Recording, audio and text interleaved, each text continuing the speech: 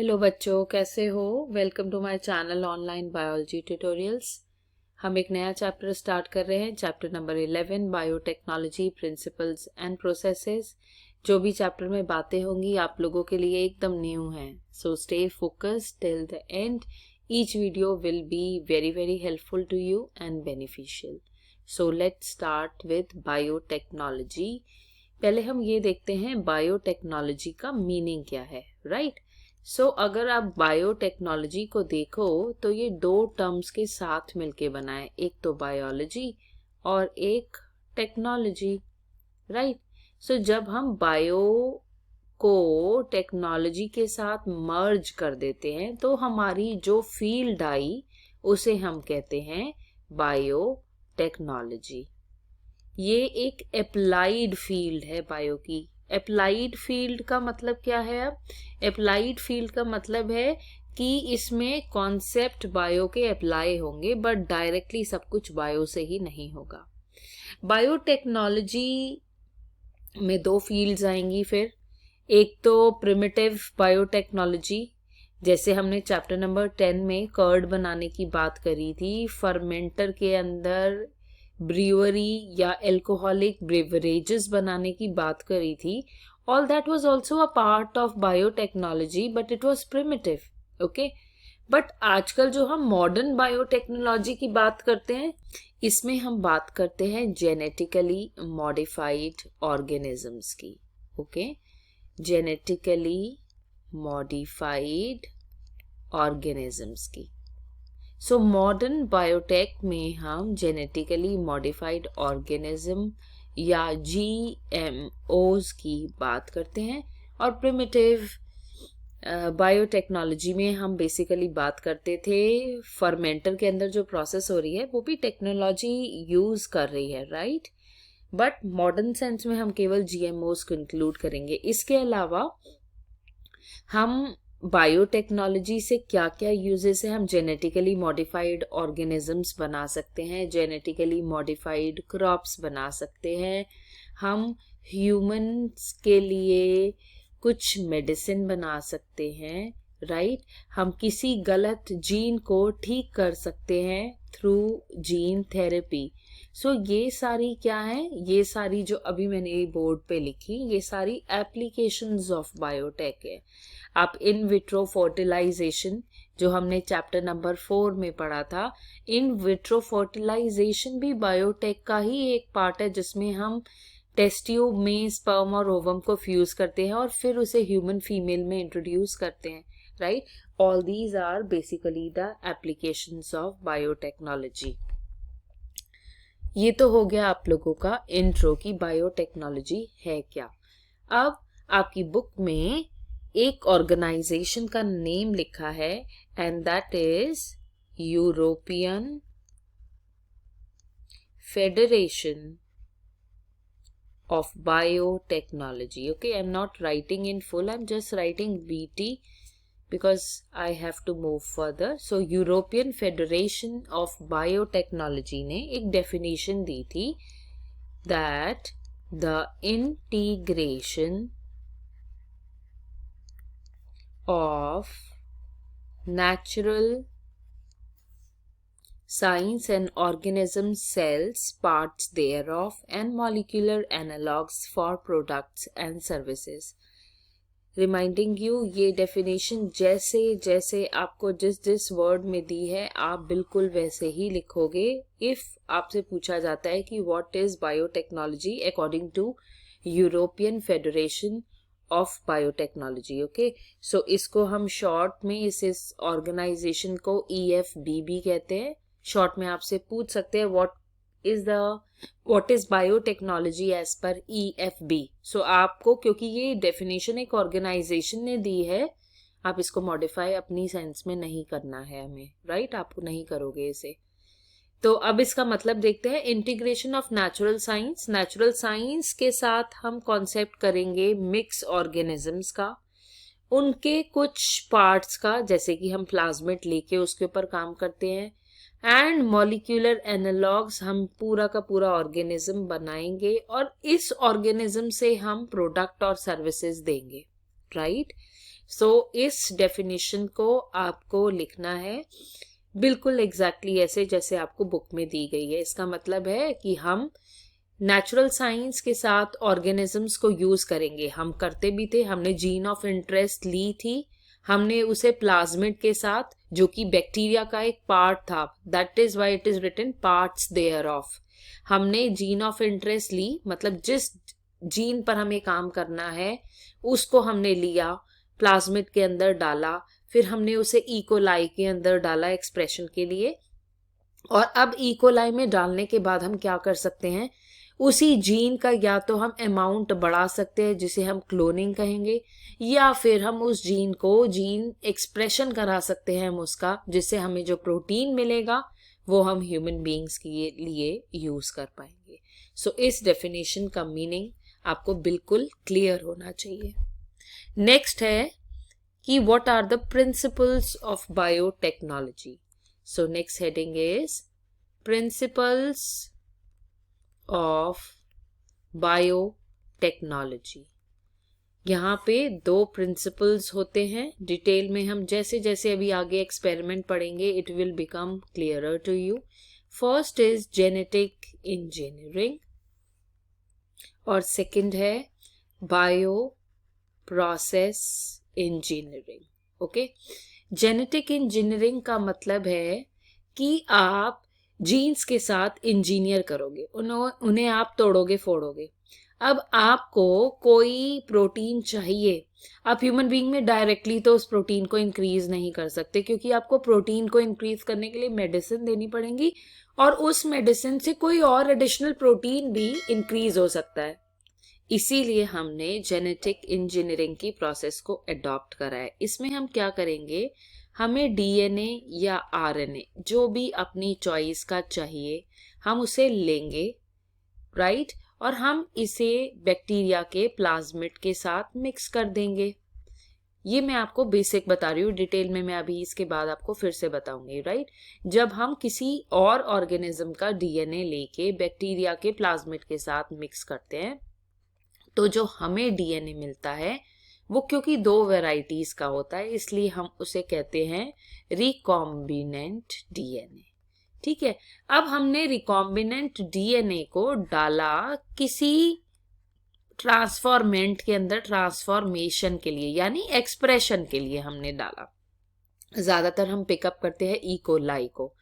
अब जब मैंने इकोलाई को ग्रो करना है तो ये तो मेरा हो गया यहाँ तक का जेनेटिक इंजीनियरिंग में ये कॉन्सेप्ट आते हैं कि कैसे आप रिकॉम्बिनेंट डीएनए बनाते हो। बायो प्रोसेस इंजीनियरिंग में क्या आता है कि आप स्टेराइल कल्चर मेंटेन करो। मीन्स अगर मैंने काम इकोलाई पे मैंने रिकॉम्बिनेंट डीएनए अंदर इंसर्ट कर दिया है और अब मुझे इकोलाई को या तो क्लोनिंग करनी है उसकी, यानी मुझे उसके अंदर जो डीएनए डाला है उसका अमाउंट बढ़ाना है, या मुझे जीन एक्सप्रेशन करना है, तो उस टाइम पे मुझे केवल इकोलाई चाहिए। I don't want any other bacteria, because अगर वो कोई और कॉन्टेमिनेशन हो गया, कोई और बैक्टीरिया आ गया, तो मेरा जो एम था प्रैक्टिकल करने का वो तो डिस्टर्ब हो गया। So this comes under bio process engineering, जिसमें हम स्टेराइल कल्चर की बात करते हैं कि हम जिस ऑर्गेनिज्म पे काम कर रहे हैं वो ही रहे, कोई और एक्सटर्नल माइक्रोब आके उसको कॉन्टेमिनेट नहीं करे। ओके, सो अगर आपको क्वेश्चन इस तरीके से आता है कि what are the principles of biotechnology, तो आप लिखोगे जेनेटिक इंजीनियरिंग और बायो प्रोसेस इंजीनियरिंग के बारे में। अब हम बात करते हैं कि कैसे फर्स्ट डिस्कवरी हुई थी, बिकॉज इस पे भी बहुत बारी क्वेश्चन आता है। ओके, सो सबसे पहले किसने डिस्कवरी करी थी? Stanley Cohen, it is COHEN, and किसने करी थी? हर्बर्ट बोयर ने, राइट। कौन से ईयर में करी थी? 1972 में। अब इन्होंने क्या करा था, इन्होंने कौन सा ऑर्गेनिज्म यूज करा था, that is also important to learn, and this is Salmonella. ये जीनस का नेम है, आप इसे अंडरलाइन करोगे। और टाइफी मोरियम, ये एक बैक्टीरिया का नेम था, राइट। इन्होंने इस बैक्टीरिया में से क्या लिया था, इन्होंने इस बैक्टीरिया में से लिया था इसका प्लाज्मिड, ठीक है। अब इन्होंने इसके अंदर एक जीन डाली थी, कौन सी जीन डाली थी, ये जीन ली थी इन्होंने एंटीबायोटिक रेजिस्टेंट जीन, ओके।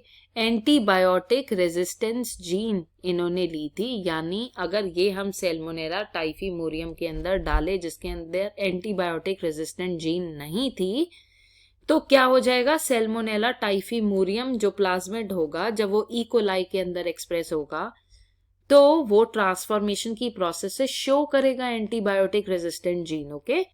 अब इस प्रोसेस के बाद इन्होंने क्या करा, इन्होंने लिया एक एंजाइम, क्योंकि भाई अगर सैल्मोनेला टाइफीमोरियम के अंदर अगर आपको ये ब्लू जीन जो कि एंटीबायोटिक रेजिस्टेंट जीन है आपको इंसर्ट करनी है तो आपको जगह भी तो बनानी पड़ेगी, है ना।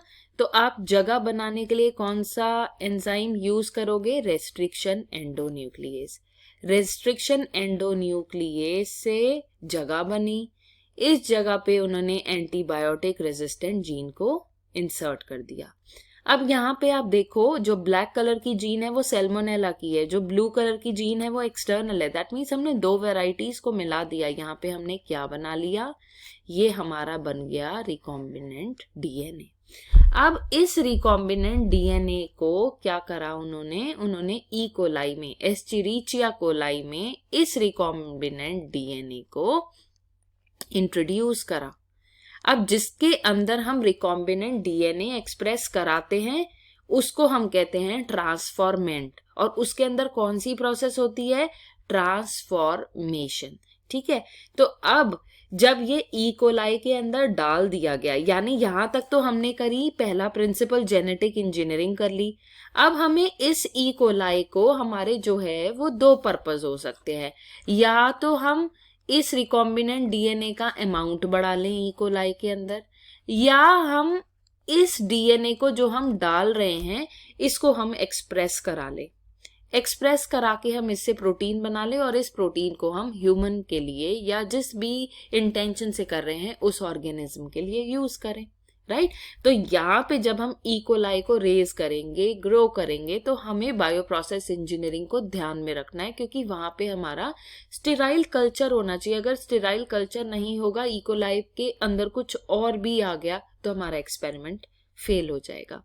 सो ये आपका जनरल मैंने आपको बताया कि हर्बर्ट जो साइंटिस्ट था हर्बर्ट बोयर और स्टैनले कोहेन, इन्होंने 1972 में इस बैक्टीरिया पे वर्क करा। उन्होंने इसका प्लाज्मिड लेके एंटीबायोटिक रेजिस्टेंट जीन डाली, रिकॉम्बिनेंट डीएनए बनाया, उसे इंट्रोड्यूस करा ई कोलाई में, और इस ई कोलाई में हम फर्दर क्लोनिंग भी कर सकते हैं या प्रोटीन जो है वो भी बना सकते हैं। अब बात ये आती है कि इन्होंने कौन से 3 स्टेप्स को फॉलो करा। सबसे पहले इन्होंने ये आइडेंटिफाई करा, identification of DNA with desirable genes. ये बहुत इंपॉर्टेंट पॉइंट है कि कौन से स्टेप्स को इन साइंटिस्ट कोहेन और हर्बर्ट ने फॉलो करा। Identification of DNA with desirable genes, आपको ये देखना है आप क्या इंट्रोड्यूस करना चाहते हो। तो यहाँ पे इन्होंने क्या देखा कि एंटीबायोटिक रेजिस्टेंट जीन डालनी है, किसके अंदर डाली, सैल्मोनेला टाइफीमोरियम के अंदर। दूसरा चीज इन्होंने क्या करा, इंट्रोडक्शन ऑफ आइडेंटिफाइड। अब इन्होंने क्या करा था, यहाँ पे रिकॉम्बिनेंट डीएनए जो है वो लेके किसके अंदर डाल दिया था, होस्ट के अंदर, और हमारा होस्ट क्या था, E coli, okay, in the host. तो सेकंड स्टेप क्या था, सेकंड स्टेप ये था कि हमने रिकॉम्बिनेंट डीएनए बना के उसको होस्ट में इंट्रोड्यूस कर दिया था। सेकंड क्या था, थर्ड क्या था हमारा, स्टेराइल कल्चर मेंटेन करना, जो कि हमारा प्रिंसिपल बायो प्रोसेस इंजीनियरिंग पे बेस्ड है। सो ये जो मैंने आपको 3 स्टेप्स बताए, यही हम इस चैप्टर में डिटेल में पढ़ने वाले हैं, जो कि कोहन और बोहर ने करे थे, राइट। सो यही इस चैप्टर का मेन एम है। इससे पहले अब प्लाज्मिड क्यों चूज करा, ये भी हम इसी वीडियो में डिस्कस करेंगे, राइट। आप लोगों ने चैप्टर नंबर 6 में पढ़ा था कि ओरिसाइट होती है। ओरिसाइट होती है ओरिजिन ऑफ रेप्लिकेशन के लिए, मतलब यही वो साइट होती है जहां से रेप्लिकेशन फॉर्क बनती है और फिर डीएनए रेप्लिकेशन होता है। अब क्या होता है कि हम directly gene of interest host में नहीं डालते, वो फेल हो सकता है एक्सपेरिमेंट, क्योंकि ई कोलाई उसे एक्सटर्नल जीन मान के उसे डिग्रेड कर देगा, उसे तोड़ देगा। तो हम क्या करते हैं, हमने जैसे मान लो ये हमारा बैक्टीरियम है, तो बैक्टीरियम प्रोकैरियोटिक ऑर्गेनाइजेशन का है, तो इसके अंदर न्यूक्लियोइड होगा, हमें पता है। इसके अंदर प्लाज्मिड भी होता है, जो इसका एक्स्ट्रा क्रोमोसोमल डीएनए है, मतलब क्रोमोसोम के अलावा भी इसके पास डीएनए है। किसकी बात कर रहे हैं अभी हम? प्लाज्मिड की बात कर रहे हैं। बैक्टीरिया के पास अपना नॉर्मल क्रोमोसोमल डीएनए तो होगा ही होगा, साथ में प्लाज्मिड भी होगा। अब इस प्लाज्मिड का रेप्लिकेशन क्रोमोसोमल डीएनए पे डिपेंडेंट नहीं है, राइट। तो ये अपना सेल्फ रेप्लिकेशन कर सकता है। क्यों कर सकता है भाई सेल्फ रेप्लिकेशन? क्योंकि प्लाज्मिड के पास ओरिसाइट होती है। ओरिसाइट की वजह से ये ओरिजिन ऑफ रेप्लिकेशन, मतलब डीएनए रेप्लिकेशन को ओरिजिनेट कर सकता है और फिर वो कैरी फर्दर हो सकता है। ओके, सो हमने प्लाज्मिड इसीलिए चूज करा क्योंकि हमने इस प्लाज्मिड को क्या करना है, इसके अंदर गैप बनाना है रेस्ट्रिक्शन एंडोन्यूक्लियस से, वहां पे हमने अपनी जीन ऑफ इंटरेस्ट डालनी है। और क्योंकि इसके पास ओरिसाइट है, इसीलिए प्लाज्मिड सेल्फ रेप्लिकेशन कर सकता है। हमेशा ध्यान रहे, अगर ये सपोज रेड वाला एरिया इसका ओरिजिन ऑफ रेप्लिकेशन है, तो हमें जीन ऑफ इंटरेस्ट वहीं पे डालनी पड़ती है, क्योंकि जब ये ओरिजिन साइट रेप्लिकेट करेगी तो हमारा जीन ऑफ इंटरेस्ट भी रेप्लिकेट कर लेगा, राइट। सो इसीलिए हमने प्लाज्मिड को चूज करा, बिकॉज प्लाज्मिड जो है उसके पास अपनी ओरिसाइट है, और इसी ओरिसाइट पे हम जीन ऑफ इंटरेस्ट इंट्रोड्यूस करेंगे ताकि वो अपने आप को एक्सप्रेस कर पाए, राइट। इन फर्दर वीडियो हम लोग डिस्कस करेंगे कि रेस्ट्रिक्शन एंडोन्यूक्लिएजेस क्या हैं। रेस्ट्रिक्शन एंडोन्यूक्लिएज समझने के बाद ही हम आगे बढ़ सकते हैं कि क्या थी पूरी प्रोसेस। सो अभी हम नेक्स्ट वीडियो में बात करेंगे रेस्ट्रिक्शन एंडोन्यूक्लिएज की, और उसके बाद हम लोग बात करेंगे इन 3 स्टेप्स की जो कि इस चैप्टर में बताया हुआ है। यही प्रिंसिपल और प्रोसेसेस है। प्रिंसिपल हमने ऑलरेडी देख लिए, प्रोसेसेस को हम बायोटेक्नोलॉजी की 1 by 1 पढ़ते जाएंगे। I hope you have understood the basic introduction of this chapter. Please do share, like and comment, and subscribe to my channel if you have not till now. Happy learning. See you in next video.